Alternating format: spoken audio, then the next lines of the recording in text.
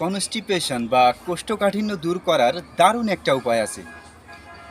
যাদের কোষ্ঠকাঠিন্য আছে তাদের মূলত কোলন পরিষ্কার না হয়ে মল কোলনের দেওয়ালে আটকে থাকে।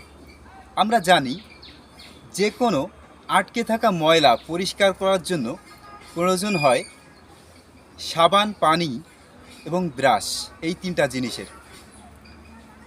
শাকসবজি, ফলমূল, কাঁচা পাতা এবং ত্রিফলা, এগুলোর ভিতরে লাইভ এনজাইমের মতো কোলন পরিষ্কারক ন্যাচারাল সাবান এবং ফাইবারের মতো ন্যাচারাল ব্রাশ আছে।